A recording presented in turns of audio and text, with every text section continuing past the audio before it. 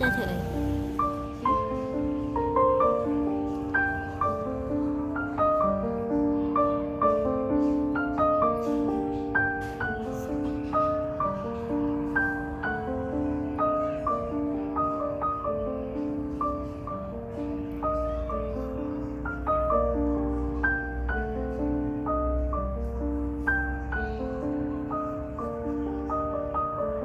Chim. Con chim.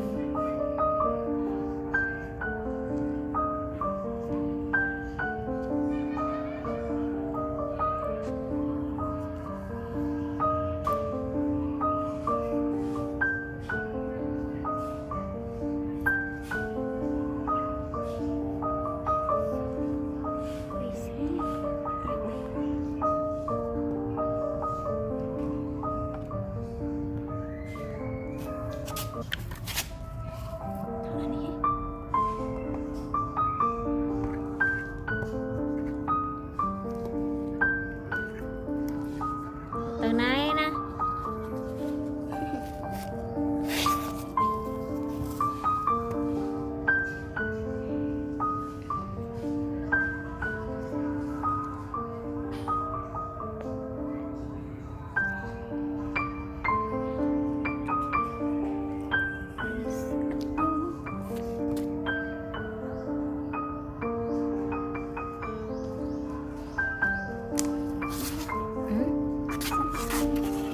Bé hả?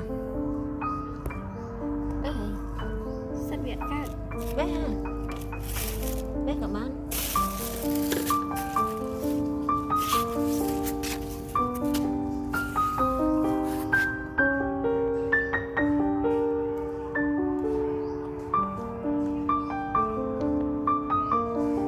Siapa tak naik?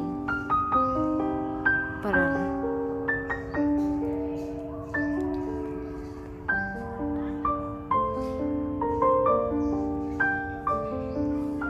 Chim.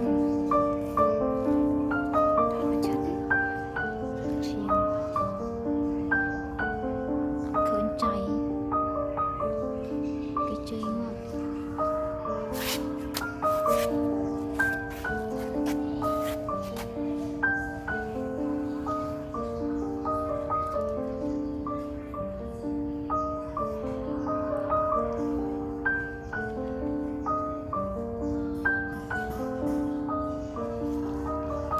Đó.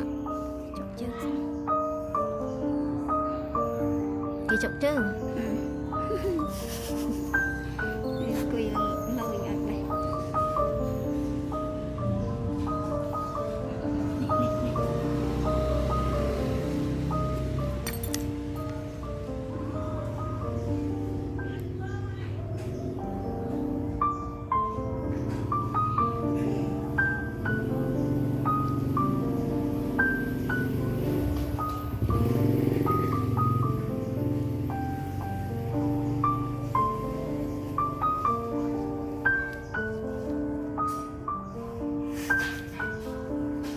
Thôi nhà không? Không thôi nữa. Đừng là cái thọ cái anh nè. 10 triệu.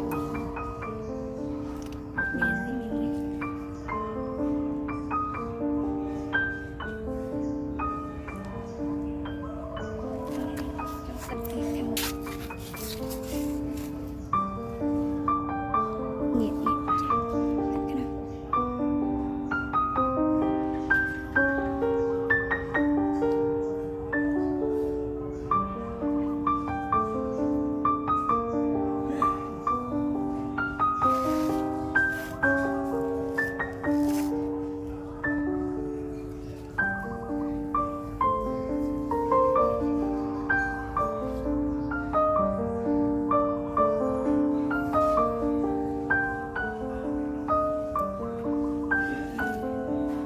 Ủa gì mà? Có hôm phong lần.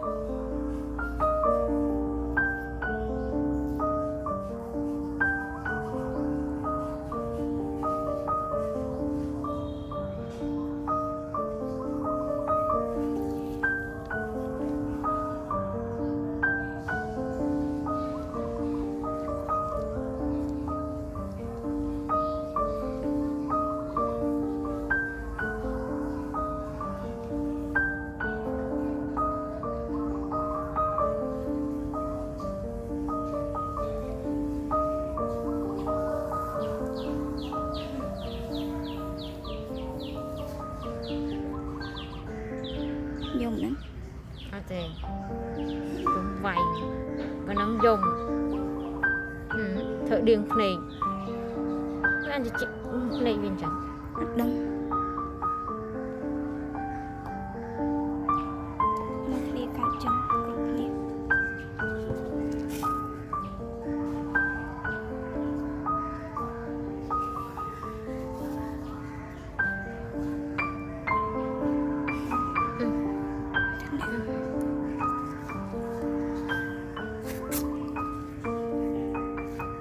Ai?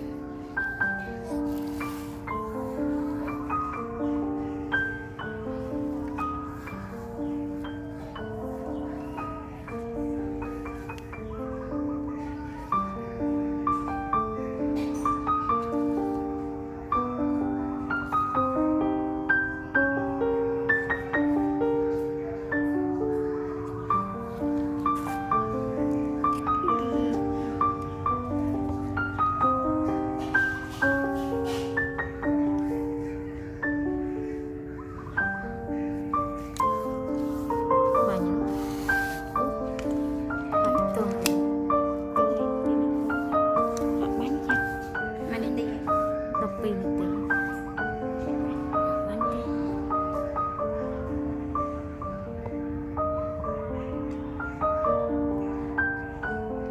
trời tát Chạy của này. Tận bật này. tát không